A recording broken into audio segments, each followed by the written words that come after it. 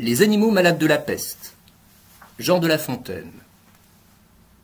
Un mal qui répand la terreur, mal que le ciel en sa fureur inventa pour punir les crimes de la terre.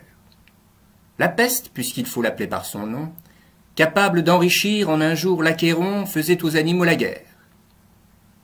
Ils ne mouraient pas tous, mais tous étaient frappés. On n'en voyait point d'occupés à chercher le soutien d'une mourante vie. Nul mais n'excitait leur envie. Ni loup, ni renard, n'épiaient la douce et l'innocente proie.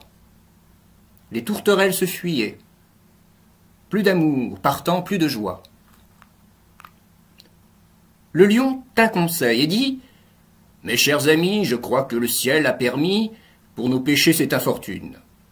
Que le plus coupable de nous se sacrifie au trait du céleste courroux. Peut-être il obtiendra la guérison commune.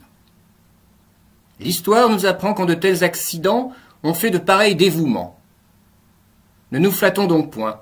Voyons sans indulgence l'état de notre conscience. Pour moi, satisfaisant mes appétits gloutons, j'ai dévoré force moutons. Que m'avait-il fait? Nulle offense. Même il m'est arrivé quelquefois de manger le berger.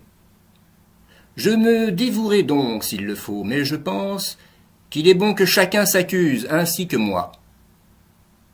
Car on doit souhaiter, selon toute justice, que le plus coupable périsse. Sire, dit le renard, vous êtes trop bon roi, vos scrupules font voir trop de délicatesse. Eh bien, manger mouton, canaille, sotte espèce, est-ce un péché? Non, non. Vous leur fîtes, Seigneur, en les croquant beaucoup d'honneur. Et quant au berger, l'on peut dire qu'il était digne de tout mot, étant de ces gens-là qui sur les animaux se font un chimérique empire. Ainsi dit le renard. Et flatteur d'applaudir. On n'osa trop approfondir du tigre, ni de l'ours, ni des autres puissances, les moins pardonnables offenses. Tous les gens querelleurs, jusqu'au simple matin, au dire de chacun, étaient de petits saints.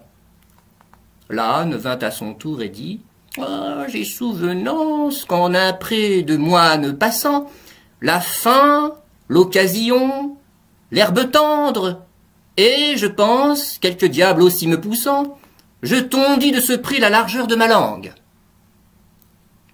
Je n'en avais nul droit, puisqu'il faut parler net. » À ces mots, on cria « haro sur le baudet ». Un loup, quelque peu clair, prouva par sa harangue qu'il fallait dévouer ce maudit animal. Ce pelé, ce galeux, d'où venait tout leur mal, sa peccadille fut jugée un cas pendable. Manger l'herbe d'autrui? Quel crime abominable! Rien que la mort n'était capable d'expier son forfait. On le lui fit bien voir. Selon que vous serez puissant ou misérable, les jugements de cour vous rendront blanc ou noir.